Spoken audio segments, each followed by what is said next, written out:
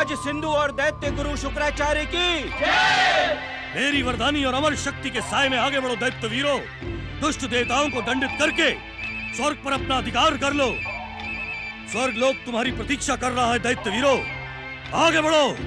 दैत्य राज सिंधु दुष्ट देवताओं का काल है, काल से भी विकराल है। दुष्ट देवताओं स्वर्ग छोड़ दो, स्वर्ग हमारा है, हमारा है। अमर वरदानी दैत्य राज सिंधु की।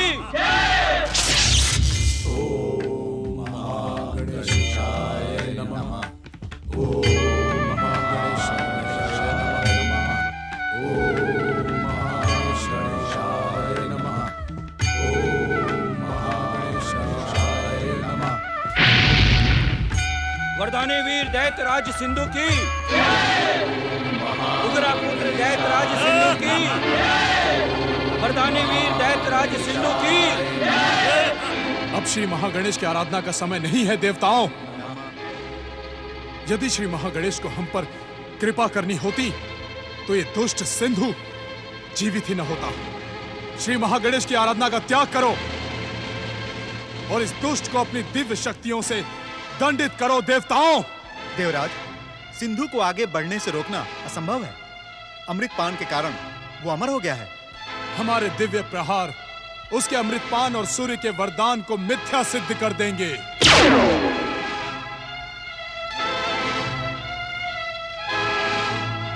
दुष्ट दैत्यों से साठगांठ करके सूर्यदेव ने हमारे साथ भयंकर छल किया है। तुम उसका षड्यंत्र नहीं समझोगे देवताओं। वो जानबूझकर हमें महागणेश की आराधना में व्यस्त करना चाहता था, जिससे दुष्ट शत्रु सिंधु दैत्य हमारे ध्यान का लाभ उठाकर स्वर्ग पर अधिकार कर सके। आपका अनुमान सत्य है देवराज। सूर्य देव को हम लोग कभी क्षमा नहीं करेंगे। सूर्य देव से पहले इन दुष्टों को ऐसा दंड दो कि भविष्य में स्वर्ग की ओर देखने का दुस्साहस भी न करें। वरदानी वीर दैत्य राज सिंधु की। प्रहार।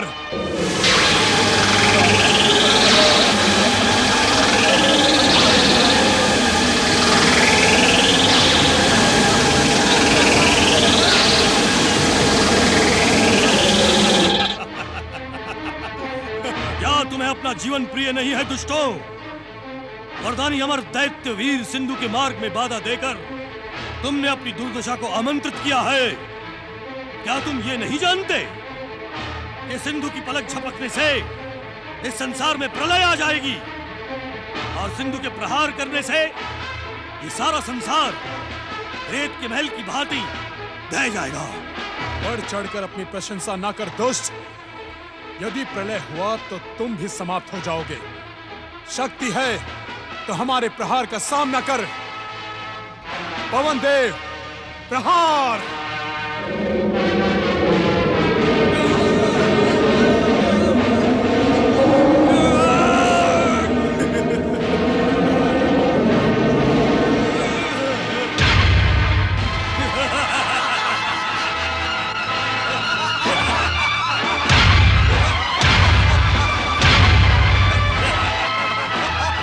वरुण देव प्रहार।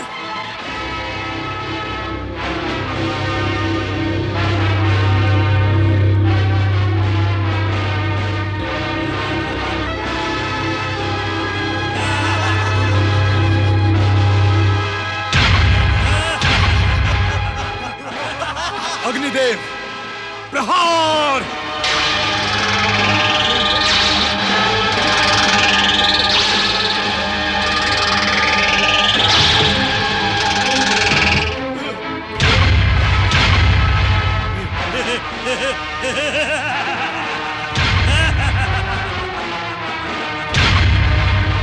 अपनी इन्हीं शक्तियों पर अभिमान कर रहे थे दुष्ट देवताओं। देख, तेरे वायु के प्रहार मेरे लिए पुष्प बन गए। तेरे अग्नि के प्रभंजन गंध की माला बन गई। और जल मेरे चरणों को धो रहा है। दुष्ट देवताओं, अब तुम भी इन चरणों की शरण में आ जाओ। मैं तुम्हें जीवन दान दे दूंगा। ओम महागणेशाय नमः। ठहरे देवराज, ठहरे। आपने परमदेव श्री महागणेश की संकल्प की गई आराधना को छोड़कर उचित नहीं किया। अब आप सिंधु को स्वर्ग विजय प्राप्त करने से नहीं रोक सकते। परंतु नहीं देवराज, वरदानी और अमर सिंधु का मार्ग रोकने से आपके भविष्य में अंधकार छा जाएगा। उचित यही होगा कि आप इसे इस समय स्वर्ग की ओर जाने दें।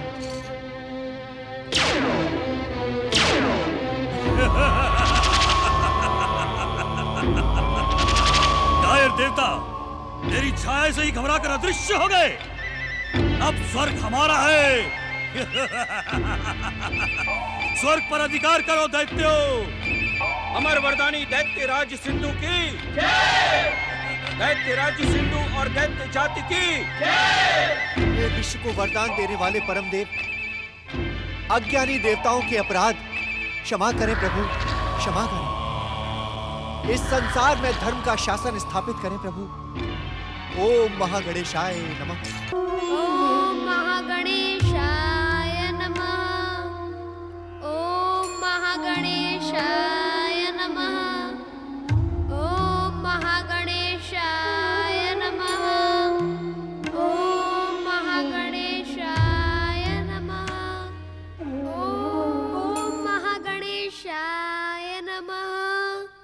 ओम महागणेशाय नमः। ओम महागणेशाय नमः।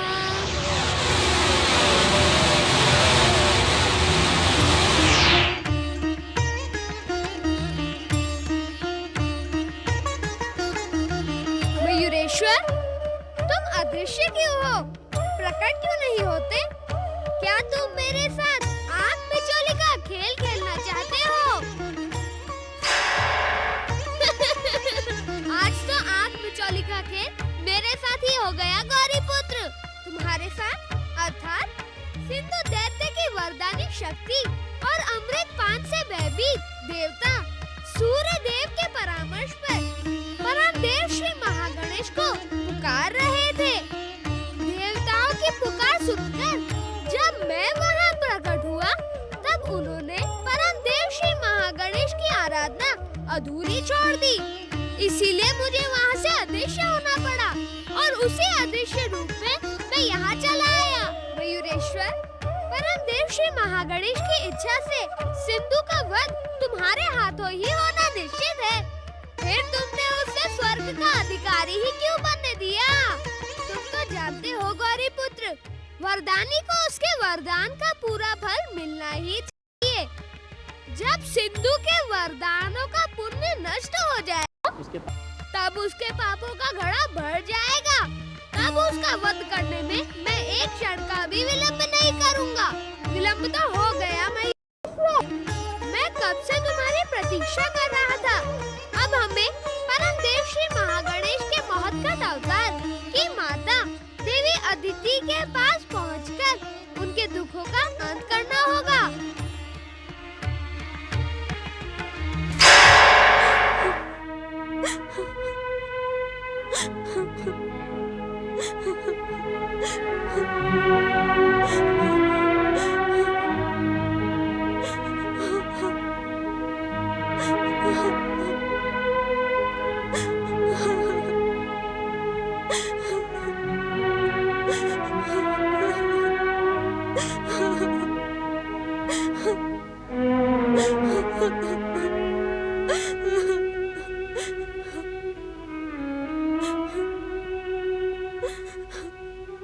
धैर्य धारण करो देवी अदिति।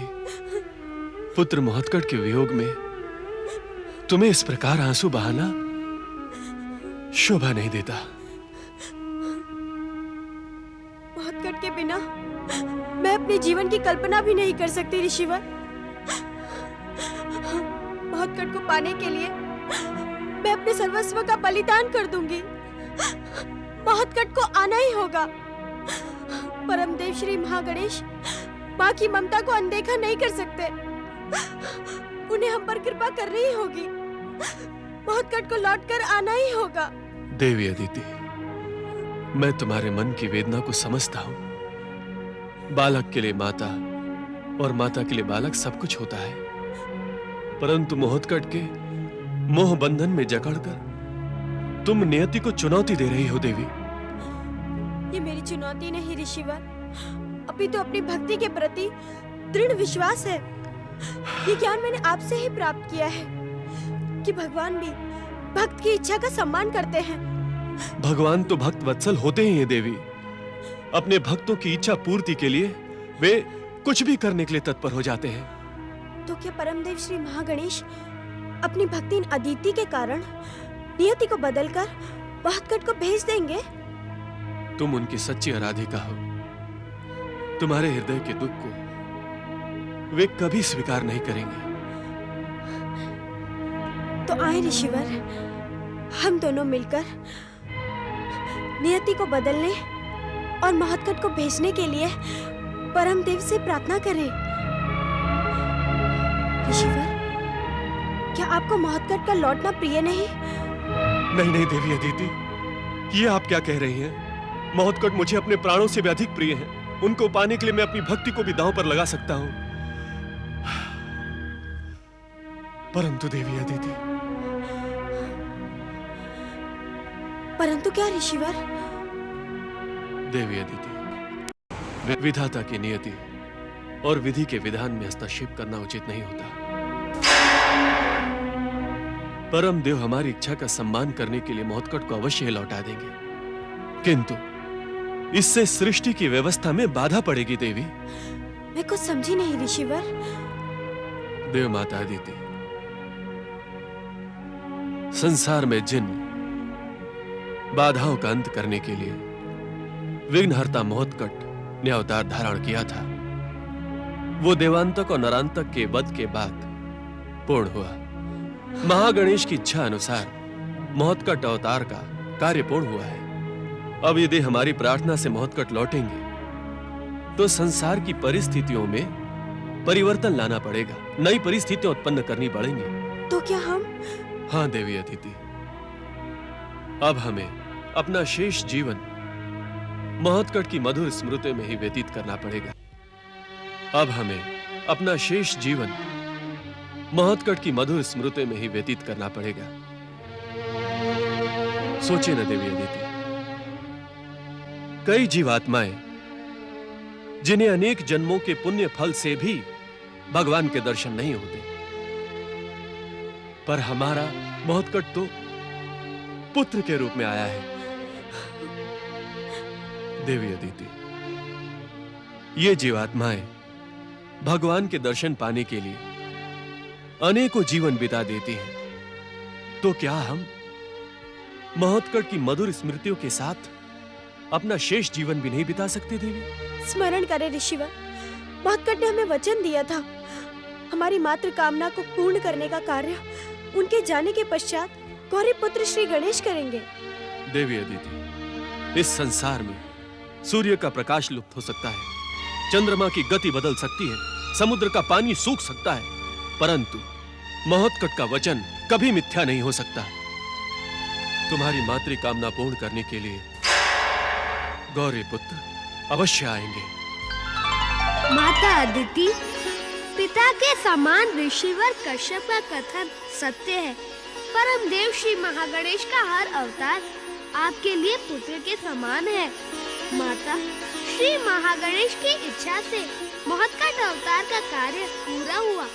अब मयूरेश्वर अवतार का कार्य प्रारंभ हुआ है। तुम कहाँ हो पुत्र? मेरा मातृत्व तुम्हें अपने हृदय से लगाने के लिए छटपटा रहा है।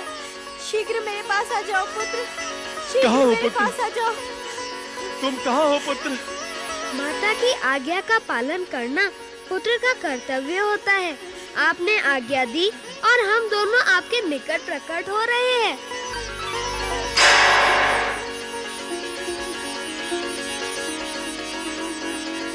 प्रणाम माताश्री, प्रणाम पिताश्री।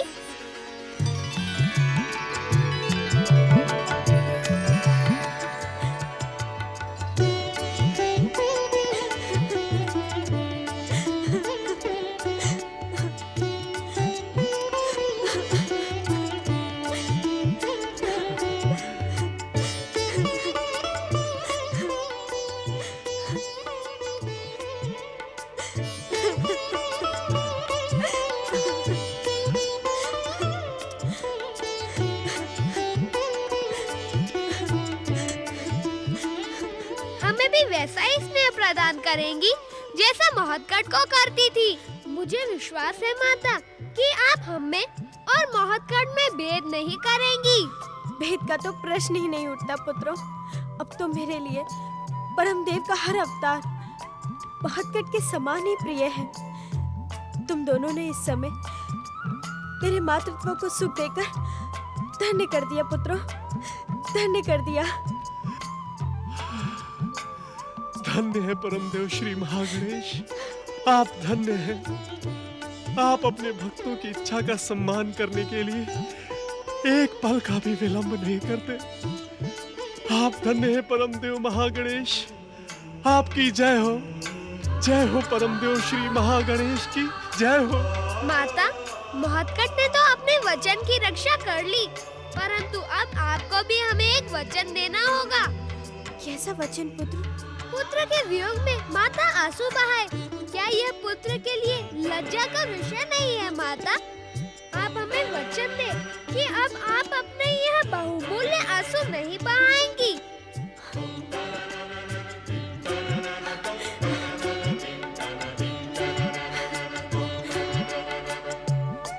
अब इन आंसुओं की आवश्यकता भी नहीं है पुत्रों, मैं वचन देती हूँ। मोहतकट के वियोग में ये आंसू अब कभी भी नहीं बहेंगे। अब तो मोहतकट की स्मृतियाँ और तुम दोनों का स्नेह मेरे जीवन की पतवार बनेगा। तो हम भी आपको एक वचन देते हैं, जब भी आप हमारा स्मरण करेंगी हम आपकी सेवा में आ जाएंगे, क्योंकि माँ की आंचल की छाया में ही तो पुत्र को शक्ति प्राप्त होती है। मैं तुम दोनों के लिए मिष्ठान और फल लेकर आती हूँ। माता, अब आपके हाथों से भोजन करने का सौभाग्य हमसे दूर है। ऐसा क्यों पुत्र? अनर्थ हो गया पिताश्री, अनर्थ हो गया। भैयासुर के वरदान के कारण सिंधु दैत्य ने स्वर्ग पर विजय प्राप्त कर ली है। अपना दोष सूर्य पर क्यों मढ़ते हो पुत्र? मैं कुछ समझा नहीं माता। परमदेव श्री महागणेश की कृपा से हमें तुम्हारी पराजय का ज्ञान है पुत्र। तुम्हारी पराजय का कारण सूर्य का वरदान नहीं, अभी तो परमदेव श्री महागणेश की आराधना का त्याग है। जो व्यक्ति अपने संकल्प को तोड़कर जप तप और पूजा आराधना का त्याग करता है, उसे संकटों का सामना करना ही पड़ता है पुत्र। भूल होने पर लज्जित होने की आवश्यकता नहीं है इंद्र, उसे सुधारने की आवश्यकता है। परमदेव श्री महागणेश की आराधना का त्याग करके तुमने जो संकल्प अधूरा छोड़ दिया था, उसे इसी समय से पुनः प्रारंभ करो पुत्र। भक्त वत्सल परमदेव श्री महागणेश अपने भक्तों को कभी निराश नहीं करते हैं। उनकी कृपा तुम पर अवश्य होगी पुत्र। हम भी तुम्हारे साथ उनकी आराधना करेंगे। जो आज्ञा पिताश्री। आओ पुत्र।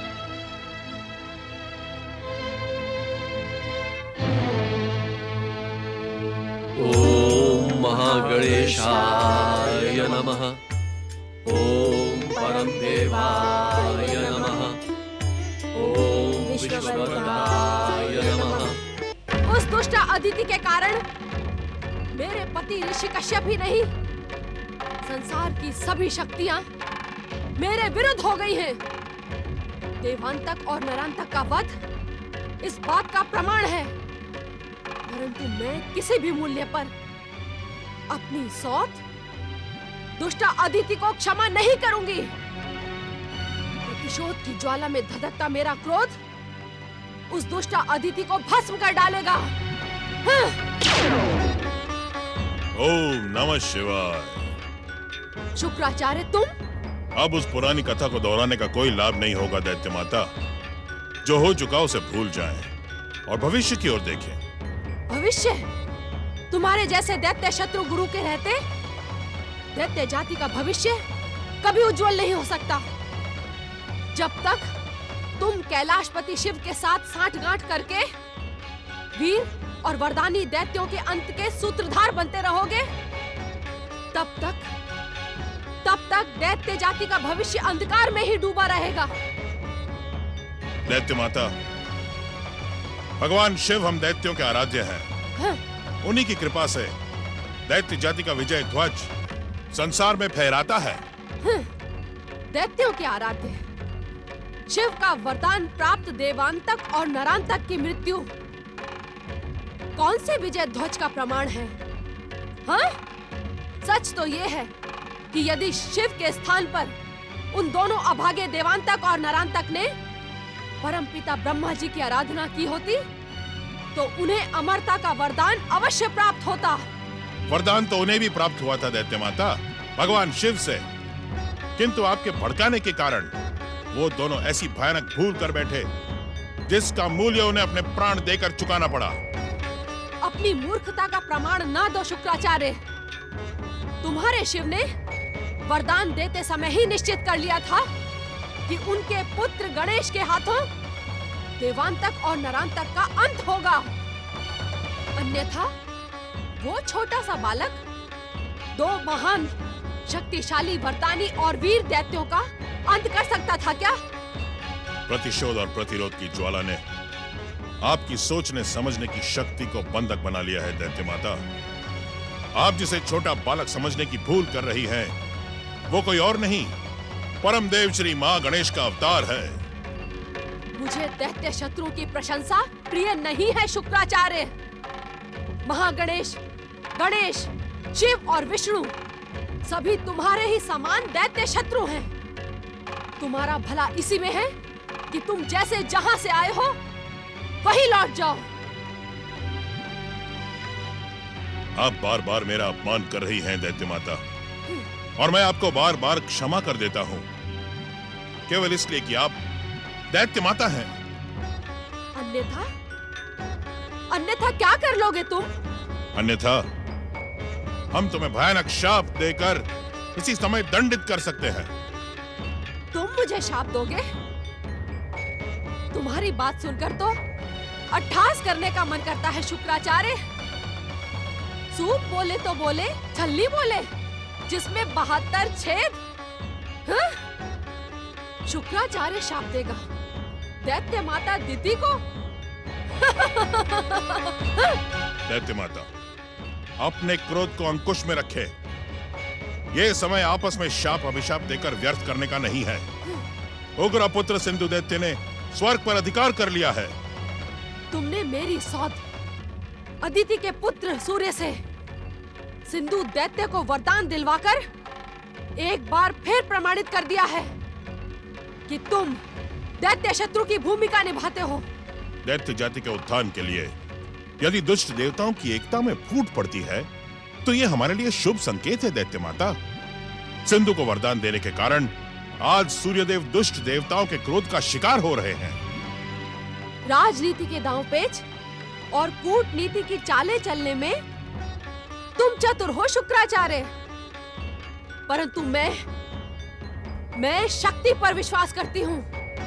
एक दिन मेरी शक्ति के कारण सारा संसार मेरे चरणों पे झुककर मुझसे दया की भीख मांगेगा। भीख। स्वप्न और कल्पना की उड़ान भरने में ही ये समय व्यर्थ न करें दैत्य माता। इस समय दैत्य जाति वरदानी और अमर दैत्य वीर सिंधु की विजय से उत्साहित है।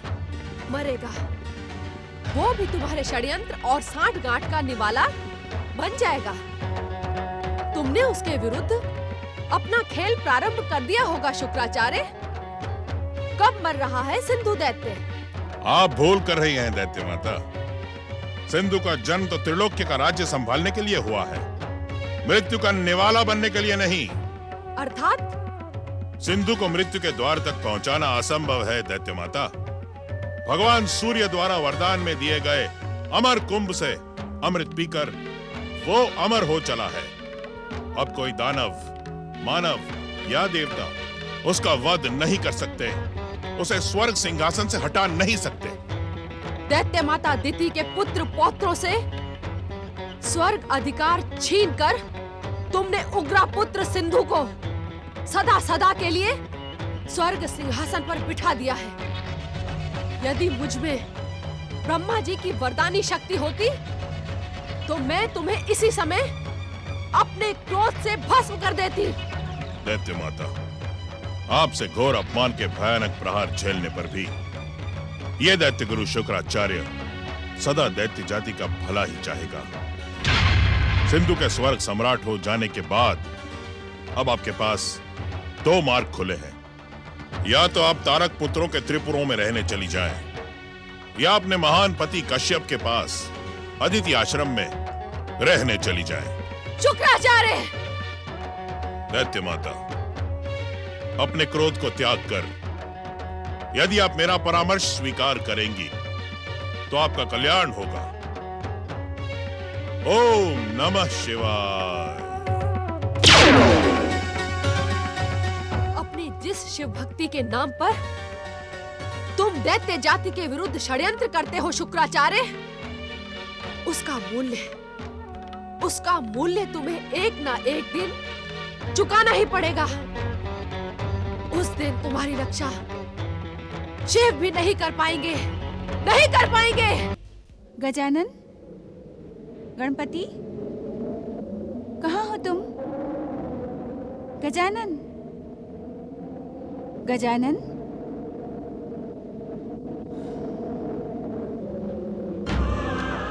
पुत्र गणेश, कहाँ हो पुत्र? पुत्र गणेश, गजानन, कहाँ हो गजानन? पुत्र गणेश, कहाँ हो तुम?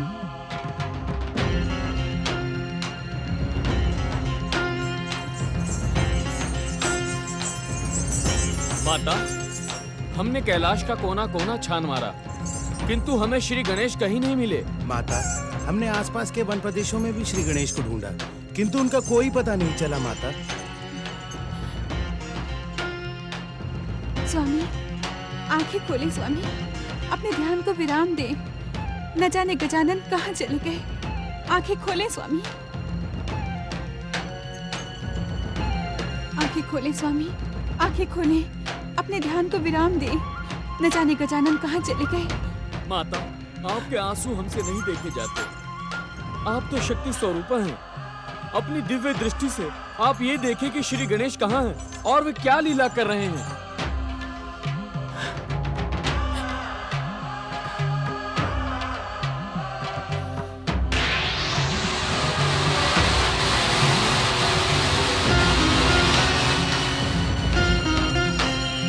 कहाँ है गौरी पुत्र माता? लेकिन उसने तो मुझसे कहा था कि वो ऐसा कुछ नहीं करेगा जो मेरी इच्छा के विरुद्ध हो। माता, क्या श्री गणेश ने आपकी इच्छा के विरुद्ध कोई कार्य किया? तुम नहीं समझोगे। इस प्रश्न का उत्तर तो सिर्फ स्वामी दे सकते हैं। मेरी बात सुने स्वामी, बताएं श्री गणेश मयूरेश्वर के साथ कहाँ जा रहे हैं? अपने ध्यान को विराम दे, आंखें खोलें स्वामी।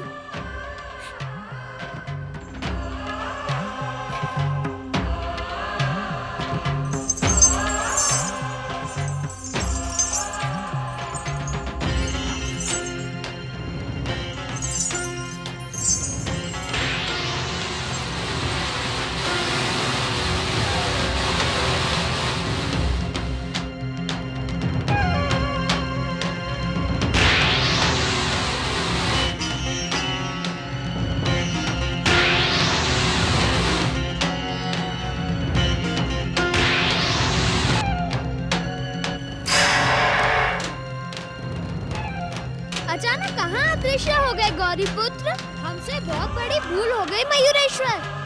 कैसी भूल? हम माता पार्वती को बताए बिना ही कैलाश से चले आए। वे हम दोनों को अपनी दिव्य दृष्टि से देख चुकी है। अब वे हमें अवश्य ही दंडित करेंगी। नंदी महाराज, माता से पूछे तो कि श्री गणेश कहाँ हैं?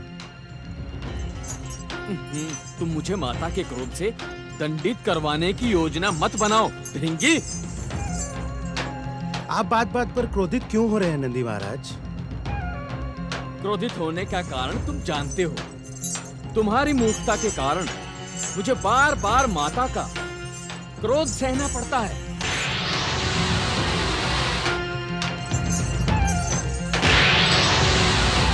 आप भी वही देख रहे हैं नंदी महाराज जो मैं देख रहा हूँ?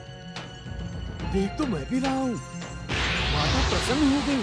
ऐसा लगता है गौरीपुत्र कैलाश लौट कर आ रहे हैं। आप माता से पूछिए ना। परंतु माता क्रोधित हो गई तो? माता की प्रसन्नता इस बात का प्रमाण है कि वे क्रोध नहीं करेंगी। माता, क्या आपने अपनी दिव्य दृष्टि से देख लिया कि श्री गणेश कहाँ हैं? क्या वे कैलाश वापस आ रहे हैं?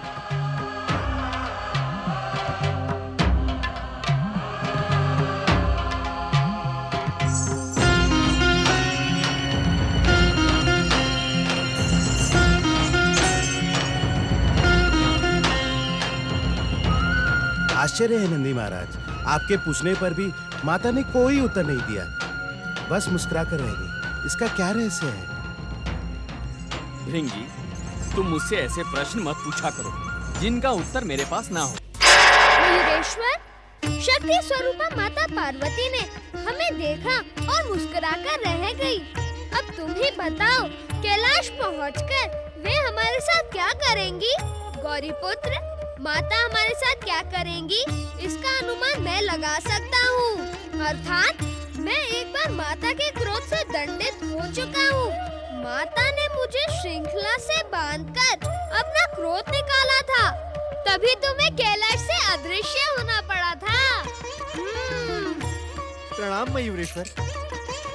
यूं अचानक आपके दर्शन पाकर इस नारद का जीवन धन्य हो गया। नारायण नारायण, मुझे आपके दर्शन करने का सौभाग्य उसी दिन प्राप्त हुआ था मयूरेश्वर। उसी दिन जिस दिन माता पार्वती आपको श्रृंखलाओं से बांधकर दंडित कर रही थी, उसी समय मैंने आपको अदृश्य होते हुए देखा था। उसके पश्चात आज मुझे आपके और आज आप मुझे देखकर चकित हैं तथा अनुमान लगा रहे हैं कि मैं किससे बातें कर रहा हूँ। हाँ मयूरेश्वर, हाँ। परमदेव श्री महागणेश की कृपा से मुझे ये ज्ञात है कि स्वर्ग पर अधिकार करने वाले अमर वरदानी सिंधु दैत्य का वध आप ही के हाथों होगा। मयूरेश्वर, आप इस समय उसी विषय पर किसी से परामर्श कर रहे होंगे। हम जिससे परामर्श कर रहे हैं उसका अनुमान आप नहीं लगा पा रहे हैं देवर्षि। नारायण नारायण।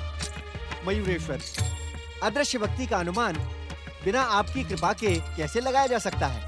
अनुमान लगाने में तो आप कभी भूल नहीं करते देवर्षि। मयूरेश्वर, अनुमान लगाने की आवश्यकता वहाँ होती है जहाँ सामने आप जैसा सर्वशक्तिमान ना हो। जब आप मेरे समीप हैं तो मुझे अनुमान लगाने की क्या आवश्यकता है? कृपा कर केवल इतना बता दें कि अदृश्य रूप में आपके सामने कौन है?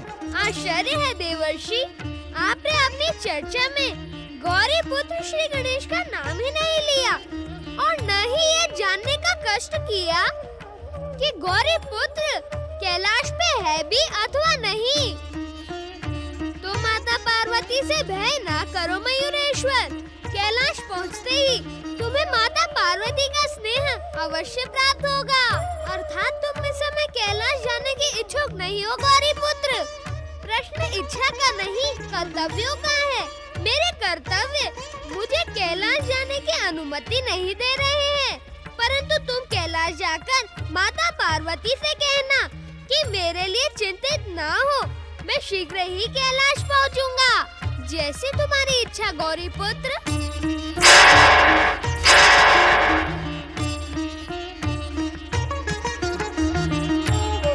नारायण नारायण।